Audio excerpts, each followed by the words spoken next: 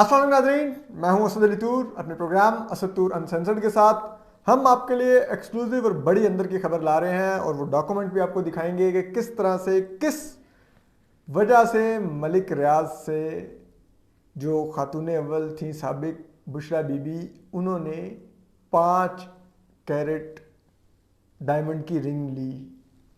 5 carat diamond की ring ली। ये हम आपको एक्सक्लूसिव खबर देंगे। आपको मालूम है ऑडियो कॉल हम आपको सुनवा चुके हैं जो कि आई है, लेकिन अब हम आपको वो एक्सक्लूसिव खबर देंगे कि ये मामला है क्या, ये हुआ क्या था। ये हम आपको बड़ी खबर देंगे। तो आप जानते हैं कि पाकिस्तान का सबसे बड़ा कब्ज़ा माफिया मलिक रियाज है। शायद ही उस जितनी हराम की कमाई किसी एक और शख्स के पास हो। सारी लूटी दौलत का सबसे बड़ा चोर है इस मुल्क में ये मलिक रियाज, जिसका नाम मलिक रियाज है। ये बहरिया टाउन का मालिक है। तो अब हम आपको बताते हैं कि, और ये हम आपको आज ये भी एक एक्सक्लूसिव खबर देंगे कि मलिक रियाज ने किस तरह निजी महफिल में बताया कि बुशरा बीबी और ये जो फराह खान है, ये इमरान खान के ख़ानदान वाले कितना सस्ता बिकते हैं। ये भी आज आपको एक्सक्लूसिव खबर देंगे। तो वो खबर ये है कि आपको मालूम है कि मलिक रियाज एक बहुत बड़ा कब्ज़ा माफिया है। जब हम पहले आपको इसका एक और बताते हैं कि किस तरह से इसने सारी 2 नंबरी की, उसके बाद आपको बताते हैं कि किस तरह से ये 5 कैरेट की गोल्ड किस मद में दी गई। आपको पता है ये by the way Bahria town Karachi से ताल्लुक़ नहीं है इसका गोल्ड, ये 5 कैरेट वाली डायमंड की रिंग का। लेकिन हम बहरिया टाउन कराची का आपको पता है कि हज़ारों ख़ानदानों, गरीब ख़ानदानों से उनकी चंद कनाल और एकड़ ज़मीन छीन के उनको बेघर करके ज़बरदस्ती मलिक रियाज ने कब्ज़ा किया था वहाँ पर, और उस पर बहरिया टाउन कराची खड़ा किया। वो लोग भूखे मरने लग गए, फाको कशी पे आ गए, खून खराबा हुआ उनसे ज़मीनों को कब्ज़ा लेने में। वो सुप्रीम कोर्ट में मामला आ गया। चीफ जस्टिस हाकिम निसार के बाद वो मामला फिर आया घूमता हुआ टेबल पे, और इनका बेंच बना जस्टिस अजमत सईद शेख का, जो उस वक्त होते थे। उन्होंने एक अनोखा प्रेसिडेंट सेट किया। एक नई ज्यूरिस्प्रूडेंस इवॉल्व हुई सुप्रीम कोर्ट में कि ये सुप्रीम कोर्ट जो थी उस वक़्त उसने इंसाफ बेचा।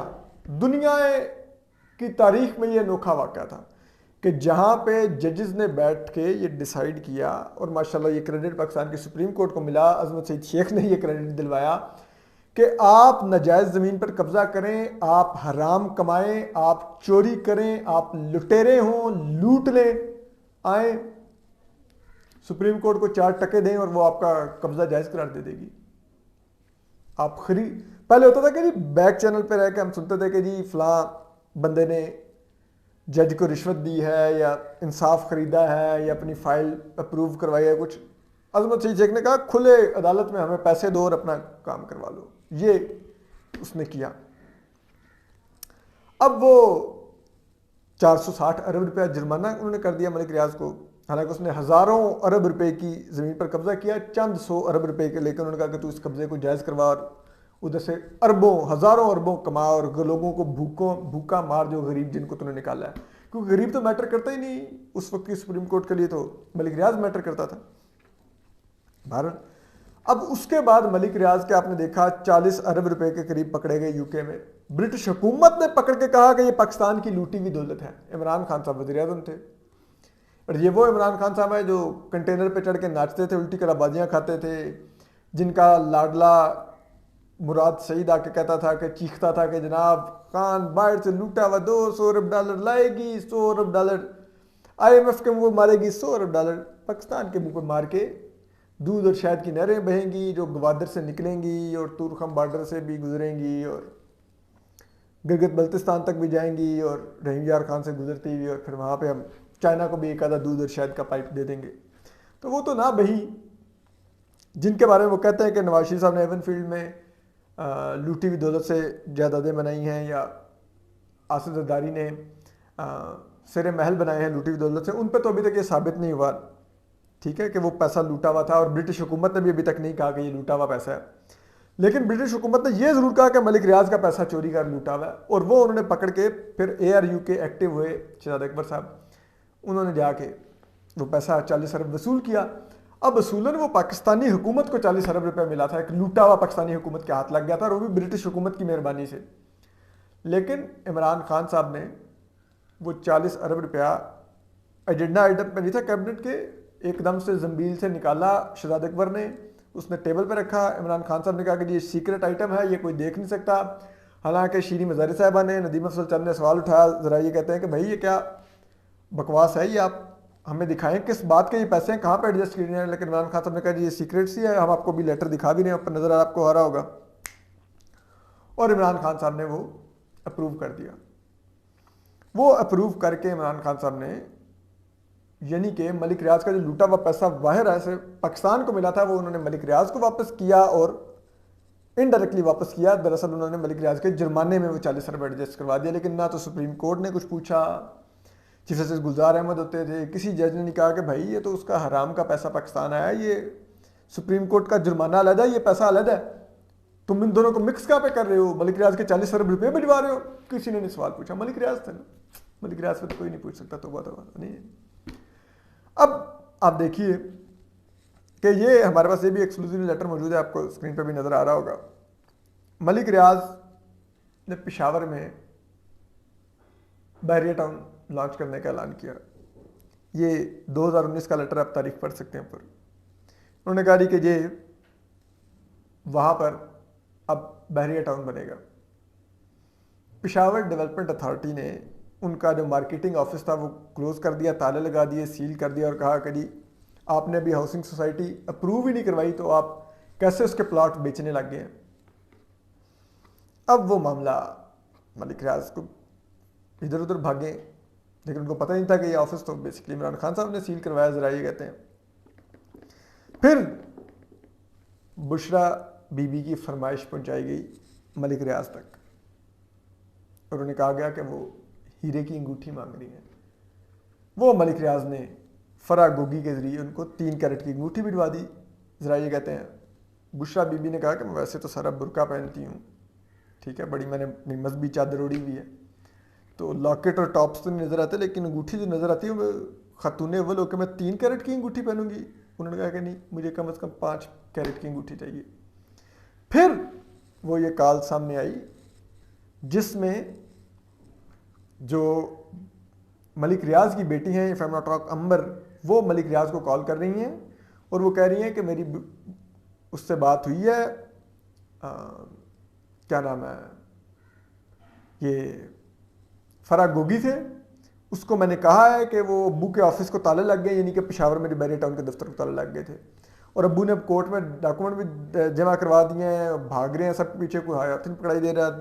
آپ نے وعدہ کیا تھا، عمران خان صاحب نے کچھ کیا ہی نہیں ہے. تو پھر وہ کہہ رہی ہے کہ مجھے فرا گوگی نے کہا کہ عمران خان نے کہا یہ میری ذمہ داری ہے، میں کروا دوں گا، بس چھوڑ دو، 1 دن میں آپ کو اب لیٹر مل جائے گا اپروول کا، یعنی کہ پشاور ڈیولپمنٹ اتھارٹی دے دے گی. ظاہر بات ہے پی ٹی آئی کی حکومت تھی کے پی میں، اور انہوں نے کہا جو کہ ابھی بھی ہے.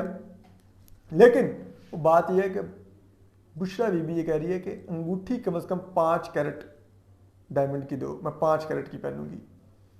اور پھر اس کے لیے پھر وہ فرا گوگی نیگوشیٹ کر رہی ہے. تو پھر اس پہ انہوں نے کہا، ملک ریاض جواب میں کہہ رہے ہیں کہ وہ تو دے دو، پہلے کیوں نہیں پوچھا تھا کہ وہ 5 کیرٹ کی انگوٹھی مانگ رہی ہے. اس نے کہا بس وہ ہو گیا، لیکن میں نے اس سے 3 کیرٹ کی واپس منگوا لیا، اب اس کو 5 کیرٹ کی دوں گی. اور اس نے کہا کہ آپ صرف ڈائمنڈ دیں، بنوائیں گے آپ اپنی مرضی کے گولڈ سے، اور پھر اس کا بل بھی آپ کو دیں گے جو آپ دینا. یعنی کہ پہلے ملک ریاض سے 5 کیرٹ کا ڈائمنڈ لیا، پھر اپنی مرضی کے گولڈ میں وہ انگوٹھی بنوائی، اور اس انگوٹھی کا پھر بل بھی ملک ریاض کو دیا.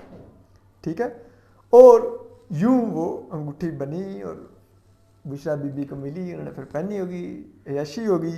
ٹھیک ہے، اور آپ اندازہ کیجئے کہ یہ وہ صادق اور امین ہے ثاقب نثار کا عمران خان. ہم آپ کو شروع دن سے کہتے رہے ہیں کہ جس دن عمران خان حکومت کے سامنے آئیں گے اسکینڈل، تو یہاں پہ لوگ کانوں کو ہاتھ لگائیں گے کہ کس انداز میں اس نے ملک لوٹا. اور کہتے ہیں کہ ملک ریاض نے ایک نجی محفل میں ایک ہمارے ذریعے کو کہا، ذریعہ کہتا ہے کہ اس نے کہا کہ یار یہ بڑے ہی ٹکے مار لوگ ہیں عمران خان اور اس کے گھر والے، تو یہ 1 کروڑ روپے میں نے فرا کو دیا، 3 کروڑ روپے میں نے بشرا بی بی کو دیا، میں نے اپنا کام کروا لیا. یہاں پہ بھی دیکھیں اس نے 25-30 لاکھ روپے کی اس نے ہیرے کی انگوٹھی دی، اس نے اپنا پشاور آفس ایکٹیو کروا لیا. یہ ٹکے ماری کر رہے تھے، توشہ خانے کی چیزیں بیچ، یہ کرو، اتنے نیچ لوگ. یہ اس حکومت کے وزراء ہم سنتے ہیں نہیں فلانے نے ٹائر ڈلوائے، گاڑی کے کام کروا دیا، فلانے نے یہ کیا، فلانے نے وہ. اپنے احمد جواد صاحب کو سنا تھا ہمارے شو کے اندر کہ علی زیدی کیا کرتے ہیں اور عمران اسماعیل کیا کرتے ہیں اور باقی کیا کرتے ہیں.